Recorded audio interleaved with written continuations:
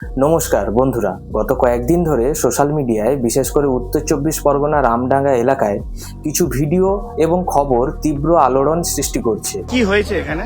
এইখানে আমরা BJP vote দিই বলে আমাদের উপর অত্যাচার করে। কারা? এই পাড়ার মুসলমানরা বিএনপি লোকরা।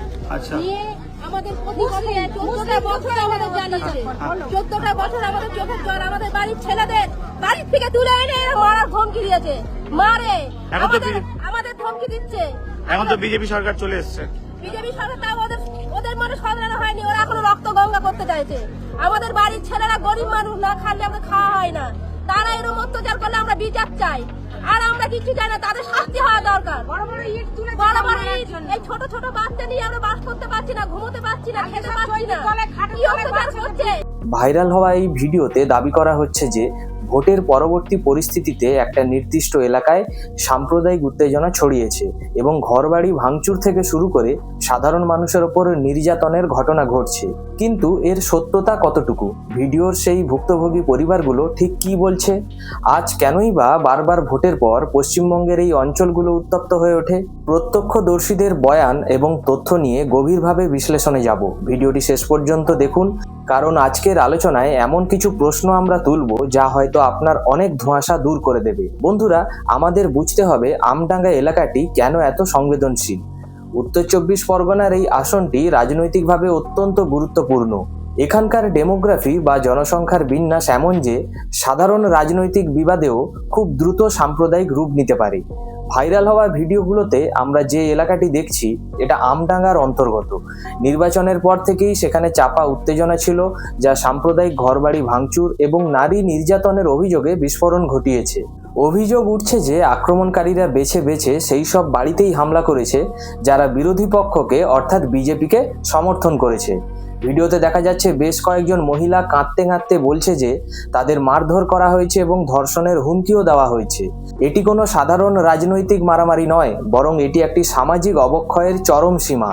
এক জায়গায় শোনা যাচ্ছে বাড়ির ছেলেদের এলাকা ছেড়ে পালিয়ে যেতে হয়েছে প্রাণ ভয়ে। মহিলারা বলছেন আমাদের কোনো অপরাধ নেই, শুধু ভোট দেওয়ার অধিকার প্রয়োগ করেছি বলেই আজ আমরা বিপন্ন। সব থেকে গুরুতর বিষয় হলো স্থানীয় বাসিন্দারা সরাসরি তৃণমূল বিধায়ক কাশেম সিদ্দিকীর অনুগামীদের ওপর অভিযোগ করছেন। ভিডিওতে ক্ষুব্ধ মহিলারা পুলিশ ও আধিকারিকদের সামনে চিৎকার করে বলছেন বিধায়কের প্রশ্রয়ই এই গুন্ডামি চলছে। এখানে আমাদের মনে রাখতে হবে, যে কোনো গণতান্ত্রিক দেশে একজন বিধায়কের দায়িত্ব হলো তার এলাকার প্রতিটি নাগরিকের নিরাপত্তা সুনিশ্চিত করা, সে তাকে ভোট দিক বা না দিক।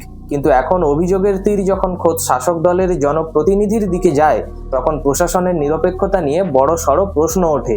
সোশ্যাল মিডিয়ার হ্যান্ডেলগুলোতে এই ঘটনাকে ইসলামিক জেহাদি বা সাম্প্রদায়িক আক্রমণ হিসেবে প্রচার করা হচ্ছে।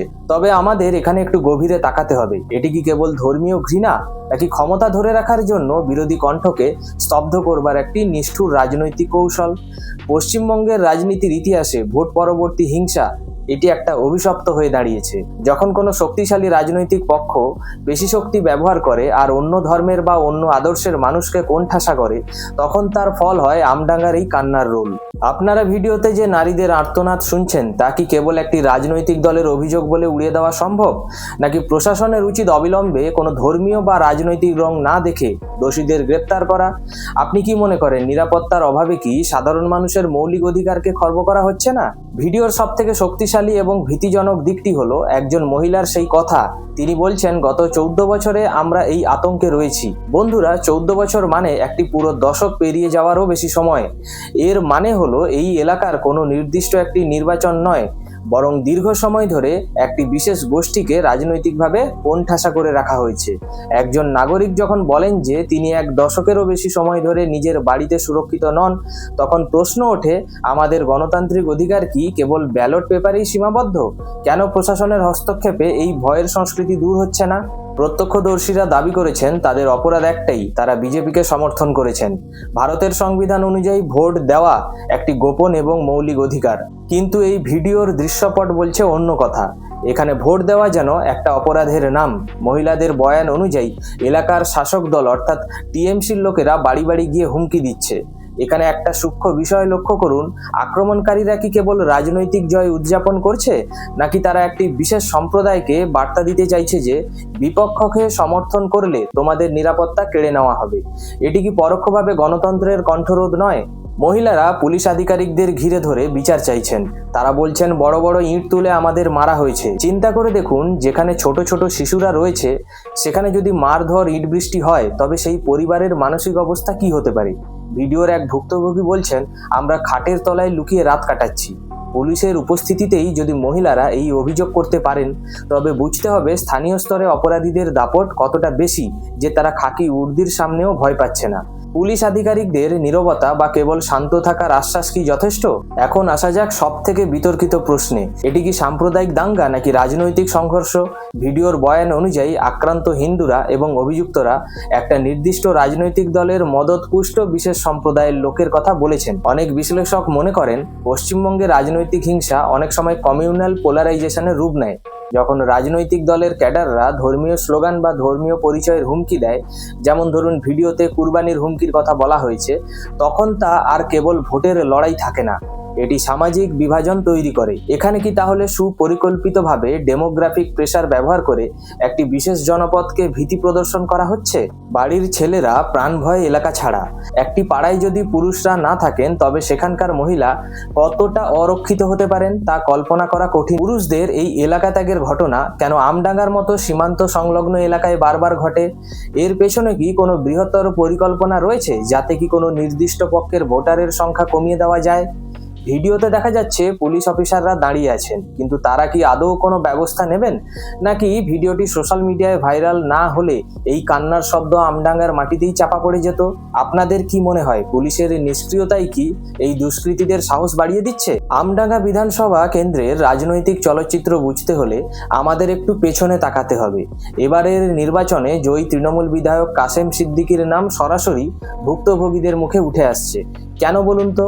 সাধারণত একজন জনপ্রতিনিধি নির্বাচিত হওয়ার পর তার প্রথম কাজ হয় এলাকায় শান্তি বজায় রাখা, কিন্তু এখানে অভিযোগ উঠছে যে জয়ের পর একটি নির্দিষ্ট গোষ্ঠীকে বিজয় উৎসবের নামে লাইসেন্স দেওয়া হচ্ছে বিপক্ষ মতাদর্শের মানুষের ওপর চড়াও হতে। যদি আমডাঙ্গার মতো সংবেদনশীল এলাকায় বিধায়কদের প্রত্যক্ষ বা পরোক্ষ মদতে এই ঘটনা ঘটে থাকে তবে এটি আর বিচ্ছিন্ন হিংসা নয়, এটি একটি সুপরিকল্পিত পলিটিক্যাল ক্লিনজিং, অর্থাৎ ভয় দেখিয়ে এলাকাটিকে একদলীয় শাসনে নিয়ে আসার চেষ্টা।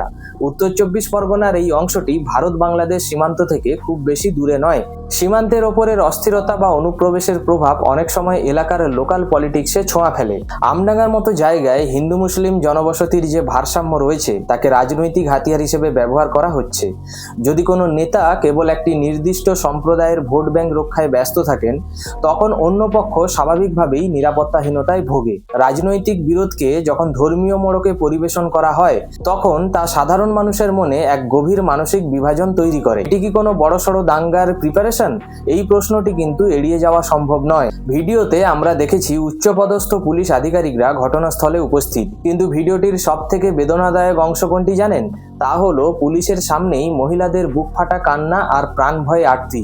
পুলিশ দাঁড়িয়ে থাকা সত্ত্বেও সেখানে কিভাবে তাদের উপর ইট বৃষ্টি করবার সাহস পায়, কেন তৎক্ষণাৎ গ্রেপ্তার করা হলো না, এই প্রশ্নটা কিন্তু আপনাদের কাছে থাকলো। প্রায়শই অভিযোগ ওঠে যে স্থানীয় থানাগুলো রাজনৈতিক প্রভাবে কাজ করতে পারে না। যদি পুলিশ অফিসাররা উপরতলার নির্দেশের অপেক্ষায় থাকেন এবং সাধারণ মানুষ নিজের বাড়িতেই যদি সুরক্ষিত বোধ না করে তবে এই সিস্টেমের ওপর ভরসা রাখা কি কঠিন হয়ে যাচ্ছে না? বৃদ্ধ মহিলার সেই কথাটি মনে করুন, নাম ধরে ধরে কুরবানি দেওয়ার হুমকি দেওয়া হচ্ছে। এটি কেবল একটি হুমকি নয়, এটি একটি চরম অপরাধ। পুলিশ যেন এই হুমকির বয়ান রেকর্ড করে যথাযথ ব্যবস্থা নেয়। পশ্চিমবঙ্গের ভোট পরবর্তী হিংসা নিয়ে দেশের সুপ্রিম কোর্ট থেকে শুরু করে মানবাধিকার কমিশন বারবার উদ্বেগ প্রকাশ করেছেন। তবুও আমডাঙ্গার এই ভিডিও প্রমাণ দেয় যে মাঠ পর্যায়ের পরিস্থিতির কোনো পরিবর্তন হয়নি। প্রশাসনের এই নীরবতা কি তবে অপরাধীদের এই বার্তাই দিচ্ছে যে ভোটের পর জয়ী দলের হয়ে যা ইচ্ছা করা যায়? প্রশাসন যদি আজ নিরপেক্ষ ভূমিকা না নেয় তবে আগামী দিনে সাধারণ মানুষ কি গণতান্ত্রিক ব্যবস্থার উপর আস্থা রাখতে পারবে? বন্ধুরা, আমরা কি এমন সমাজে বাস করছি যেখানে পুলিশ কেবল ঘটনার পর ভিডিও ফুটেজ রেকর্ড করবার জন্য আসে, নাকি তাদের দায়িত্ব ছিল এই মহিলার হামলার শিকার হওয়ার আগেই সেই প্রতিরোধ ব্যবস্থা গড়ে তোলা? কাশেম সিদ্দিকীর মতো নেতারা কি তাদের কর্মীদের এই চরম পন্থা থেকে বিরত করবার কোনো চেষ্টা করেছেন? কমেন্ট করে জানান। আপনি কি এই প্রশাসনিক ব্যর্থতাকে নিছক অবহেলা বলবেন নাকি রাজনৈতিক পক্ষপাতিত্ব বলবেন? তবে এখানে একটা জিনিস মনেও রাখতে হবে, এই মুহূর্তে সোশ্যাল মিডিয়ায় আমরা যে খবরগুলো দেখি তা সবটুকুই কি সত্য? দেখুন, এক পক্ষের দাবি অনুযায়ী এটি একটি জঘন্য অপরাধ, কিন্তু আমাদের এটাও খেয়াল রাখতে হবে যে রাজনৈতিক স্বার্থ চরিতার্থ করবার জন্য অনেক সময় ঘটনা অতিরঞ্জিতও করা হয়। পুলিশ কি কোনো এফআইআর গ্রহণ করেছেন? আক্রান্ত পরিবারগুলো কি সত্যিই ঘর ছাড়া নাকি ভয় দেখানোর মাধ্যমে তাদের কোণঠাসা করা হচ্ছে? স্থানীয় প্রশাসনের পক্ষ থেকে কেন কোনো আনুষ্ঠানিক বিবৃতি আসছে না?